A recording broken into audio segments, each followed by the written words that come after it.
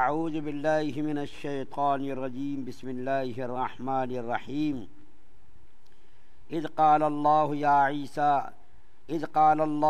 عیسی ابن مریم اذکر نعمتی علیک وعلی والدتک اذ ایدتک بروح القدس تکلم الناس فی المہد وکہلا وَإِذْ عَلَّمْتُكَ الْكِتَابَ وَالْحِكْمَةَ وَالتَّوْرَاةَ وَالْإِنْجِيلَ وَإِذْ تَخْلُقُ مِنَ الطِّينِ كَهَيْئَةِ الطَّيْرِ بِإِذْنِي فَتَنفُخُ فِيهَا فَتَكُونُ طَيْرًا بِإِذْنِي وَتُبْرِئُ الْأَكْمَهَ وَالْأَبْرَصَ بِإِذْنِي وَإِذْ تُخْرِجُ الْمَوْتَى بِإِذْنِي وَإِذْ كَفَفْتُ بَنِي إِسْرَائِيلَ عَنكَ إِذْ جِئْتَهُم بِالْبَيِّنَاتِ فَقَالَ الَّذِينَ كَفَرُوا مِنْهُمْ ان ھذا الا سحر مبین۔ اے عیسیٰ ابن مریم علیہ السلام، میرا انعام یاد کرو جو تم پر اور تمہاری والدہ پر ہوا ہے، جبکہ میں نے تم کو روح القدس سے تائید کر دی۔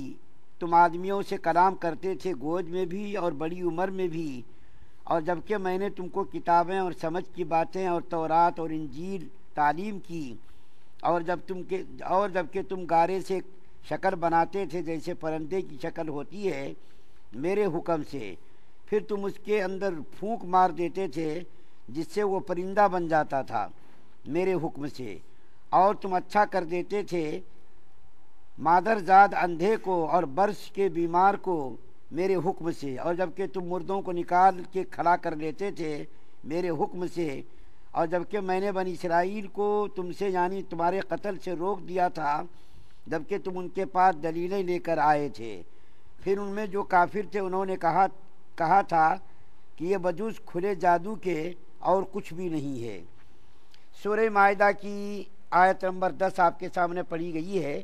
کل آپ کے سامنے بیان کیا گیا تھا کہ اللہ تعالیٰ قیامت کے دن تمام انسانوں کو، حضرت آدم علیہ السلام سے لے کر قیامت تک کے انسانوں کو جمع فرمائیں گے میدان محشر میں، اور اس کے بعد انبیاء کرام علیہم السلام سے سوال کریں گے کہ تمہاری امت نے، تمہاری قوم نے تم کو کیا جواب دیا تھا؟ تو سب کے سب نبی کہیں گے کہ آپ کو اس کا حقیقی علم ہے، ظاہری علم تو ہمیں ہے لیکن حقیقی علم آپ کو ہے۔ یہ تو تمام انبیاء کرام کا تذکرہ تھا اوپر کی آیت میں، یعنی 109 نمبر کی آیت میں۔ 110 نمبر کی آیت میں حضرت عیسیٰ علیہ السلام کا خصوصاً ذکر کیا گیا ہے کہ اللہ تعالیٰ حضرت عیسیٰ علیہ السلام سے خاص طور پر کلام فرمائیں گے میدان محشر میں۔ کیا کلام فرمائیں گے؟ اے عیسیٰ ابن مریم علیہ السلام، تم میری نعمت کو یاد کرو۔ اللہ تعالیٰ حضرت عیسیٰ علیہ السلام سے خصوصاً گفتگو فرمائیں گے کہ اے عیسیٰ ابن مریم، تم میری نعمتوں کو یاد کرو۔ سب سے پہلی نعمت تو یہ کہ تمہاری ماں کے اوپر ہم نے انعامات کیے۔ سب سے بڑی جو ہے نعمت اور سب سے بڑا انعام یہ کہ تم کو بغیر باپ کے میں نے پیدا کیا۔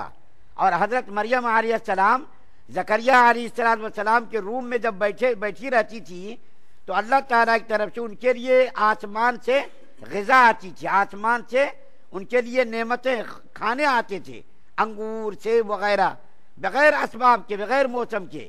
تو یہ بھی ایک انعام تھا۔ اور دوسری نعمت اللہ نے یہ بیان فرمائی، اذ ایدتک بروح القدس، کہ جب ہم نے حضرت جبریل علیہ السلام سے آپ کی تائید کی۔ آپ کو معلوم ہے بنی اسرائیل کے یہودی لوگ بڑے ہی خبیث النفس یہ لوگ گزرے ہیں۔ حضرت عیسیٰ علیہ السلام جب نبی بن کر کے آئے تو ان کے پیچھے لگے رہتے تھے، اور یہ کمبخت یہودی لوگ حضرت عیسیٰ علیہ السلام کو ناجائز نعوذ باللہ اولاد کہتے تھے، کیونکہ حضرت مریم علیہ السلام بغیر شوہر کے حاملہ ہوئی، اور بغیر شوہر کے حضرت عیسیٰ علیہ السلام جو ہے پیدا ہوئے، بغیر باپ کے پیدا ہوئے۔ تو ان لوگوں کو حضرت عیسیٰ علیہ السلام کے اوپر تہمت لگانے کا موقع ملا تھا۔ وہ لوگ تہمت لگاتے تھے، نعوذ باللہ تم ناجائز اولاد ہو، دیکھو تمہاری ماں نے شادی نہیں کی اور جو ہے تم پیدا ہو گئے۔ اس طریقے سے یہ الزام اور تہمت لگاتے تھے۔ تو اللہ تعالیٰ فرما رہے تمہاری ماں پر اللہ نے یہ انعام کیا کہ جو ہے تمہاری ماں کو ولیہ بنایا اور نیک اور صالحہ بنایا۔ خود قرآن کے اندر کہا کہ صدیقہ بنایا، اور تمہاری تائید حضرت جبریل علیہ السلام کے ذریعے کرائی۔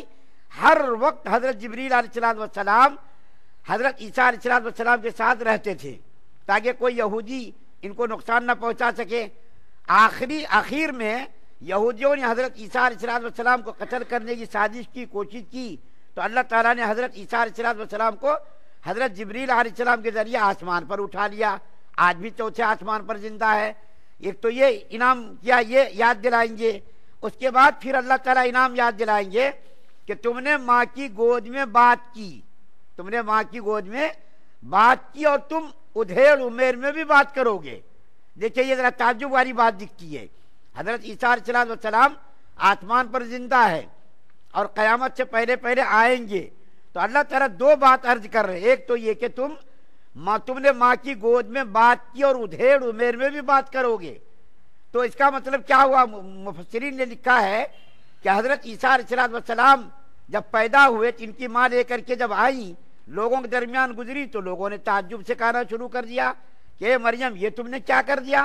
تمہاری تو شادی ہوئی نا، اور تمہاری گود میں یہ بچہ کہاں سے آ گیا؟ تمہارا شوہر ہی نہیں ہے، تو اس کا مطلب یہ نعوذ باللہ ناجائز اولاد ہے۔ تو حضرت مریم علیہ السلام نے کچھ بھی نہیں کہا، فاشارت الیہ، اشارہ کیا بچے کی طرف۔ جیسے ہی اشارہ کیا تو بچے نے کلام کرنا شروع کر دیا۔ قال انی عبد اللہ آتانی الکتاب وجعلنی نبیا۔ سورہ مریم کے اندر پورا تفصیلی تذکرہ ہے کہ میں اللہ کا بندہ ہوں، اللہ نے مجھ کو نبی بنایا، کلام کرنا شروع کر دیا۔ تو یہ بات تو جو ہے تعجب کی ہے کہ چھوٹی عمر میں بات کرنا، جبکہ ابھی بالکل شیر خار چند گھنٹے پہلے دنیا میں تشریف لائے حضرت عیسیٰ علیہ السلام اور بات کر رہے ہیں۔ لیکن یہ جو ادھیڑ عمر کی بات کر رہے ہیں کہ جب آپ ادھیڑ عمر میں ہوں گے تو بات کریں گے، یہ تعجب ہے۔ اس عمر میں تو سب بات کرتے ہیں، ہم بھی کر رہے ہیں، آپ بھی کر رہے ہیں، ہم بھی کہہ رہے ہیں، آپ بھی سن رہے ہیں، تو یہ تعجب کی بات ہے۔ یہ کیوں کہا اللہ نے؟ اس کا جواب یہ دیا کہ اس بات سے یہ پتہ چلتا ہے کہ حضرت عیسیٰ علیہ السلام دوبارہ دنیا میں آئیں گے۔ بہت سارے لوگ اس کا انکار کرتے، قادیانی لوگ، کہ حضرت عیسیٰ علیہ السلام مر گئے، نعوذ باللہ، ابھی جو ہے زندہ ہے، آئیں گے۔ وہ بات کب کریں گے؟ جب آئیں گے دنیا میں، جب تو بات کریں گے نا۔ اب آئے نہیں ادھیڑ عمر میں تو کیسا بات کریں گے؟ جب آئیں گے تو بات کریں گے۔ ایک تو یہ بھی ان کا کمال۔ دوسری بات یہاں یہ کہی اللہ نے کہ آپ کو ہم نے توریت کی، انجیل کی، آسمانی کتابوں کی ہم نے تعلیم دی، آپ کو حکمت دی۔ ایک یہ بھی کہا، ایک اور یہ بھی کہا کہ آپ مادرزاد اندھے کو آپ کیا کرتے تھے؟ ٹھیک کر دیتے تھے، اور برس کے مریضوں کو ٹھیک کر دیتے تھے اللہ کے حکم سے۔ اس زمانے میں طب کا بڑا زور تھا۔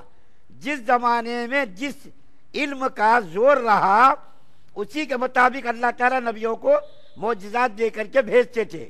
حضرت موسیٰ علیہ السلام کے زمانے میں جادو کا زور تھا، تو حضرت موسیٰ علیہ السلام کو لاٹھی کا معجزہ عطا کیا، اس کے ذریعے جادوگروں کو جواب کرتے تھے۔ اسی طریقے سے حضرت ابراہیم علیہ السلام کے زمانے میں ستارہ پرستی کا زور تھا، تو اللہ تعالیٰ نے حضرت ابراہیم علیہ السلام کو اس کے اعتبار سے معجزہ دیا۔ حضرت عیسیٰ علیہ السلام کے زمانے میں طب کا بڑا زور تھا، حکمت کا، طب کا۔ بڑے بڑے حکیم، بڑے بڑے طبیب، بڑے بڑے ڈاکٹر اس قسم کے امراض کا علاج کرنے سے عاجز اور قاصر تھے۔ مادرزاد اندھے کو کوئی علاج اس کا علاج کر سکتا تھا۔ اسی طریقے برس کا مرض، یہ بہت خطرناک مرض تھا، بڑے بڑے طبیب ڈاکٹر عاجز تھے۔ اسی طریقے سے جو ہے کوڑھی کا مرض، اس سے بھی بہت سا تقریباً ڈاکٹر عاجز تھے۔ لیکن اللہ تعالیٰ نے حضرت عیسیٰ علیہ السلام کے ذریعے سے یہ معجزہ اور یہ کمال کر دکھایا کہ مادرزاد اندھے کو اس کی آنکھوں پر ہاتھ پھیرتے تھے اور وہ بینا ہو جاتے تھے۔ اسی طریقے سے کوڑ کا مرض، ہاتھ پھیرتے تھے، یہ مرض ختم ہو جاتا تھا۔